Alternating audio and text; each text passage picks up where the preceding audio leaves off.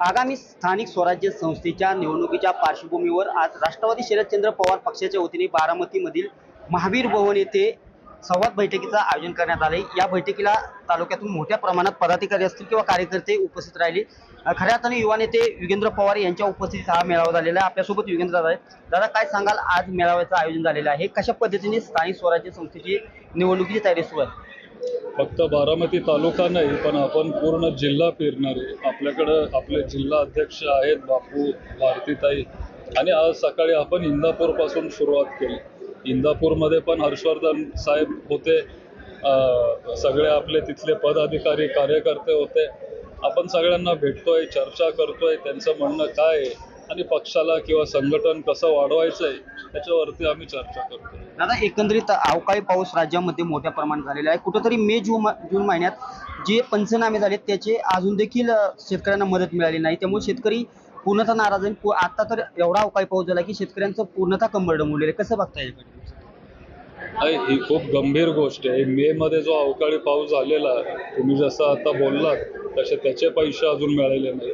आणि आता काल पण खूप जोरात पाऊस झालाय, बारामती तालुक्यात झालाय, पुण्यात मुंबईत सगळीकडे जोरात पाऊस झालाय। पुढच्या आठवड्यात ऑक्टोबर आहे, तरी पण असा पाऊस होत असेल, सरकारकडून मदतीची अपेक्षा असते। शेतकऱ्यांसाठी या लोकांनी काही केलं नाहीये। शेतकऱ्यांसाठी जर कुणी काही केलं असेल तर ते फक्त पवार साहेबांनी केलं। त्यांनी 72,000 कोटीची कर्जमाफी तेव्हा सरसकट करून दाखवलेली, आणि निवडणुकींच्या आधी ह्या लोकांनी पण सांगितलेलं की ते कर्जमाफी देतील, शेतकऱ्यांचा सातबारा कोरा करतील, पण तसं काही केलं नाही। आणि मे मध्ये जे पंचनामे झालेत त्याचा पण आपल्याला काही इथं उपयोग होताना दिसत नाही। एकंदरीत सुप्रिया सुळे असतील किंवा महाविकास आघाडीमधील सर्व पक्ष ओला दुष्काळ किंवा संपूर्ण कर्जमाफी वेळोवेळी मागणी करतायत, पण सरकार अजून देखील कसली दखल नाही, साधे पंचनामाचे देखील पैसे मिळतात। त्यांनी दखल घेतली पाहिजे। नाशिकमध्ये आता मागच्या आठवड्यात मोठं शेतकरी आंदोलन आपल्या पक्षाने केलं, तसंच एक आंदोलन आपण बारामती तालुक्यात पण करणार आहे। जिल्ह्यामध्ये आपण सगळ्या तालुक्यांमध्ये शेतकऱ्यांसाठी आवाज उठवत आलो, इथून पुढेही आपण उठवत राहणार आहे। रोज शेतकरी आत्महत्या करतायत, रोज। मला ह्यांना विचारायचं आहे की आपण कशासाठी थांबलाय? काहीतरी मदत शेतकऱ्यांना करा।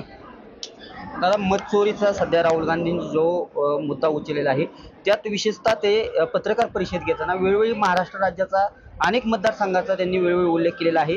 आपण भाषणात किंवा ताईंच्या भाषणात वेळोवेळी बारामती मतदारसंघातून देखील ही माहिती बाहेर येत आहे। आता भाषणात देखील आपण मगरवाडीचा उल्लेख केलेला आहे। काय नक्की हा मत चोरीचा प्रकार आहे आणि कशा पद्धतीने स्थानिक स्वराज्य संस्थेच्या निवडणुकीला आपण सामोरे जाणार आहोत? वोट चोरी म्हणजे इथं दुबार नावं खूप आहेत, डुप्लिकेट नावं खूप आहेत। म्हणजे आता आपले युवक अध्यक्ष इथं प्रमोद गोतारणे आहे, मग प्रमोद सिंह गोतारणे किंवा प्रमोदराव गोतारणे, प्रमोद गोतारणी, एकाच नावाचे असे वेगळे वेगळे ते तिथं त्या यादीमध्ये ते नावं येत आहेत, आणि मग ते तिथं जाऊन मत देतात। आपण विरोधक असं म्हणतायत की सत्ताधारी मंडळी की लोकसभेत सुप्रियाताई 1.5 लाख मतांनी निवडून आले, त्यावेळेस विरोधकांना कुठं मतचोरीचं दिसलं नाही, आता कसं दिसलं? काय, जर तुम्ही असं काय करत असाल तर सारखं सारखं दरवेळेला तुम्ही हे कराल असं नाही ना। लोकसभेला त्यांना कॉन्फिडन्स होता, विधानसभेला त्यांना नव्हता, कारण लोकसभेला त्यांना खूप मोठा फटका बसला, त्याच्यामुळं काही गोष्टी त्यांना करावे लागल्या असतील, ते झाले असतील।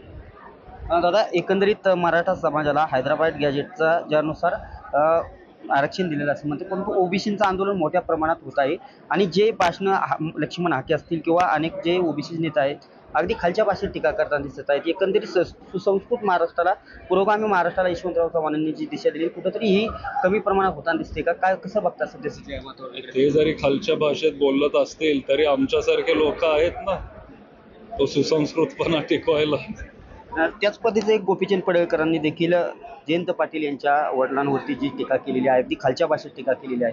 राज्यभरात आता राष्ट्रवादी शरदचंद्र पवार पक्षाकडून मोर्चे देखील काढले जात आहेत, त्याचा निषेध देखील केला जात आहे। एक आता तुम्ही राष्ट्रवादी नेते म्हणून कसं बघताय? खूप चुकीची गोष्ट आहे। जयंत पाटील साहेब आमच्या सगळ्यांचे नेते आहेत, वयाने पण ते मोठे आहेत, ज्येष्ठ आहेत।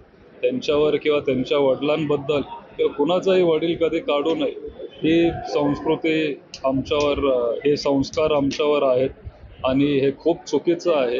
आणि भारतीय जनता पार्टीचे जे वरिष्ठ नेते असतील त्यांनी त्यांच्या खालच्या नेत्यांना समज द्यावी. नक्कीच हे होते युवा नेते योगेंद्र पवार. आज संवाद बैठकीचं आयोजन झालेलं आहे आणि मोठ्या प्रमाणात पदाधिकारी असतील किंवा कार्यकर्ते असतील या संवाद बैठकीला उपस्थिती लावलेली आणि येणाऱ्या काळात स्थानिक स्वराज्य निवडणुका आहेत ते आम्ही ताकदीने लढू यावेळी योगेंद्र पवार यांनी सांगितलेलं आहे. दीपक काबरे, TV9 मराठी, बारामती.